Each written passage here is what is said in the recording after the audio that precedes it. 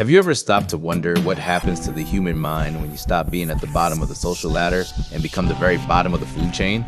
Across a world ripped apart by roving armies and ravenous monsters, the ordinary people of the continent are trapped in a permanent state of nonstop hypervigilance. Today, we're tracing the deep, generational scars left on subsistence farmers, crushed between the grinding gears of history and the sharp teeth of supernatural predators. We're breaking down how total societal collapse turns regular, everyday people into empty, hollow shells, haunted forever by the raw, gut-turning stench of rot and the constant threat of violent death. For the average peasant in the northern kingdoms, staying alive is never a victory. It's a heavy psychological tax, paid for in blood and slowly eroding sanity. Before the wars broke out and monster populations came roaring back, life for a subsistence farmer moved to the calm, predictable rhythm of the seasons. There was a clear, direct link between hard work and reward, between planting seeds in spring and gathering grain at harvest. It was a life of brutal physical hardship, no question, but it was a world with clear, consistent rules you could live by. All of that logic shatters the second a supernatural apex predator moves into the local ecosystem. When a drowner yanks a child off the riverbank, or a griffin dives out of a clear blue sky to attack the fields, the basic, unspoken safety of the world you know gets ripped away completely. Your farm isn't a place to grow food and build a life anymore. It becomes nothing more than a feeding ground. This kind of constant intrusion creates sensory overload that never fully leaves your subconscious, even when you're safe.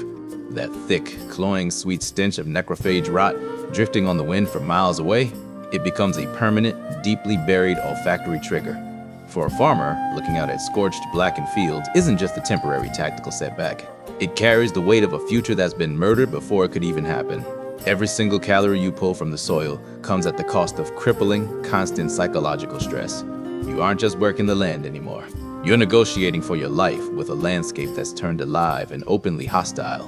This ecology of terror turns every quiet rustle in the wheat fields into a potential death sentence. When the world around you turns actively lethal, the human brain rewires itself from the ground up. We call this full restructuring the architecture of hypervigilance. To survive on the continent, a farmer has to stay in a permanent fight-or-flight state every waking hour. They have to develop an almost pathological sensitivity to every detail around them, learning to tell the difference between a gust of wind and the soft, steady breathing of a monster lying in wait. This isn't a learned skill. It's a full biological breakdown triggered by unrelenting extreme stress. Your amygdala, the part of the brain that controls fear responses, kicks into constant overdrive. It treats every shadow like an attacker and every stretch of quiet like an ambush waiting to happen.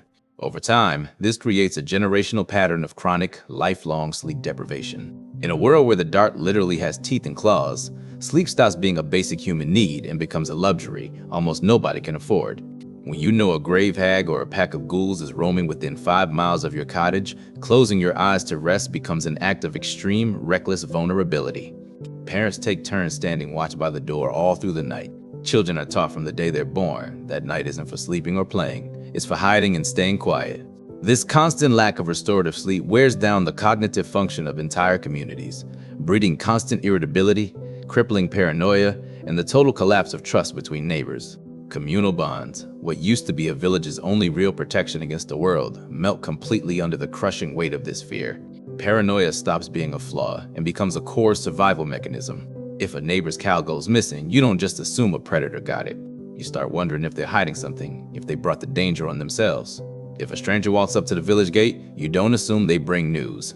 You wonder if they bring a curse or if they're leading monsters right to you. Fear of infestation, whether biological or supernatural, creates a society where everyone watches everyone else, hunting for signs of weakness or corruption. You don't step in to help a struggling neighbor, because their bad luck might be contagious.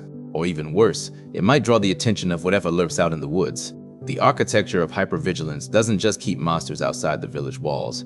It locks away everyone's humanity inside, slowly suffocating the spirit of the community until nothing is left but raw, bare self-preservation. Monsters are horrifying, sure, but their hunger is at least predictable and consistent. The horror handed down by the crown? It's cold, calculated, and completely indifferent to human life. For ordinary people, the arrival of a so-called friendly army is often more devastating than a monster attack. Today we're looking at this man-made nightmare of scorched earth campaigns, where the people who are supposed to protect you end up being your biggest predators. When a Nilfgaardian legion or a Redanian division marches through a province, they don't just fight the enemy. They consume every part of the landscape as they go. They seize every last sack of grain, slaughter all the breeding livestock, and burn anything they can't carry just to keep it out of enemy hands.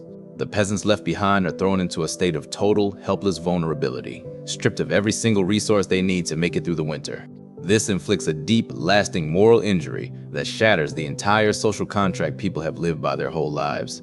Every peasant grows up believing their hard work and their taxes buy them protection, stone walls around the village, and knights with steel swords to keep them safe.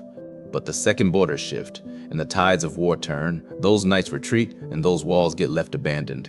Realizing your entire life is nothing more than a rounding error on some monarch's tactical map, that's a trauma no amount of prayer can ever heal. You're left completely alone in a landscape swarming with necrophages, drawn in by the stench of the army's mass graves. The crown takes all your food, and the war delivers all the monsters. Being uprooted like this leads to a complete loss of ancestral identity. When a family is forced to run from a farm that stayed in their name for 10 straight generations, they lose far more than just a piece of land. They lose their entire anchor to reality. They become refugees inside their own country, stripped of their history and their sense of purpose. They turn into ghosts walking through a world of rotten iron, with no value to anyone beyond the few calories still left in their bodies. Being forced physically off your land is just the first step. It's only the precursor to a total, complete psychological collapse. As the losses keep piling up and terror fades into permanent, unnoticeable background noise, the human mind activates its very last defense mechanism, the slow, steady desensitization of the soul. What we watch happen next is the shift from sharp, burning, acute fear to a hollow, functional kind of nihilism. This isn't courage, not by any stretch. It's the slow death of empathy. When death is absolutely everywhere, it stops being a shocking, life-altering event and becomes just another daily chore. You can see it in the cold, chilling pragmatism it takes to bury a loved one while predators wait just past the tree line, drawn by the scent of fresh dirt. There's no time to mourn, no energy left for tears. You dig the hole, cover the body, and walk straight back to the fire, because any moment spent grieving is a lapse in vigilance that could get you killed. This slow erosion of empathy turns survivors into people you would barely recognize. In a world of constant scarcity and predation, helping a stranger stops being a moral virtue and becomes a dangerous liability. A starving traveler at your door could be a scout for a bandit gang. They could be carrying a plague. Or they could just be one extra mouth to feed from an already shrinking food supply. We call these people hollow shells. They've systematically shut down every single emotional response that doesn't directly help them survive the next hour. They look at other people suffering with cold, glassy, unfeeling indifference. Because if they let themselves care, if they let themselves feel anything at all, it would trigger a total breakdown they could never recover from. The soul turns into a fortress for sure, but it's a fortress with nobody left inside. These people are still functionally alive. They can till the fields, patch a roof, go through the motions of daily work, but the warm light of basic human decency has been completely snuffed out by the unrelenting pressure of being hunted every single day. They've grown just as cold and single-minded as the monsters they're so afraid of. They aren't really living anymore. They're just existing, filling the quiet gaps between one violent episode and the next. This is the ultimate quiet victory of necrophages and marauders alike. They don't just eat bodies. They consume a person's entire capacity for hope.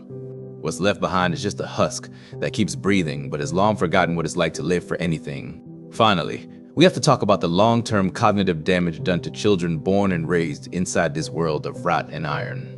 A child who grows up in a permanent state of being hunted never develops a normal sense of safety or control over their own life. Their earliest, most formative memories aren't of playing or being loved. They're of the sharp, metallic tang of blood on the wind and the quiet, terrified whispers of adults after dark. This is an entire generation whose neural pathways are hardwired for trauma from birth. They never learn to dream of a better future, because the very idea of a future is a luxury they can't even wrap their heads around. To them, the world is just a series of immediate, deadly problems you have to solve just to make it to the next sunrise. Even when the constant threat of being hunted is finally taken away, whether by a peace treaty or a witcher clearing out every monster in the region, these people don't just bounce back and return to normal civilized life. You can't reintegrate someone who's spent their entire life being prey into a world that asked you to trust other people and let your guard down. The hypervigilance never goes away. The hollow shell will still scan every corner of a perfectly safe room for shadows. They'll still hoard piles of food until it rots, driven by the phantom memory of a winter where they survived on nothing but tree bark. This cognitive distortion is permanent. They've been conditioned too deeply to ever unlearn it. To them, peace is nothing more than an unusually long gap between one atrocity and the next. This leads us to a haunting, unavoidable truth. Even if the war ends tomorrow and every monster is driven back into the deepest wilds, the monsters inside these people will stay forever. The trauma of living at the very bottom of the food chain creates a deep spiritual vacuum, often filled either by cold, burning resentment or by total withdrawal from the world around them. The hollow shell is living proof that the human spirit has a breaking point, and once you cross that line, there is no going back. They are the living, walking casualties of the continent's ecology of terror. They survive in body, but their souls have long been put out. The real legacy of the northern kingdoms isn't woven into the grand tapestries hanging in royal palaces. It lives in the empty, vacant stares of its farmers. It's the story of an entire population, pushed far past the limits of human endurance, who emerged on the other side as something less than fully human. They are the silent, heavy foundation every kingdom is built on, carrying the weight of a trauma no king will ever acknowledge and no witcher can ever slay. They are the permanent, unspoken reminder that in every fight between iron and claw, the human soul is always the first thing to get eaten. Thank you for bearing witness with me through this audit of the continent's psychological ruins. We've moved from the cold financial calculations of the elite down to the hollow, quiet silence of the masses. And what we found is a world where the greatest horror isn't the monster hiding under your bed. It's the person who no longer cares if it's there at all. Make sure you're subscribed as we keep peeling back the layers of this scorched, broken world. The wars may end someday, but the haunting never truly goes away.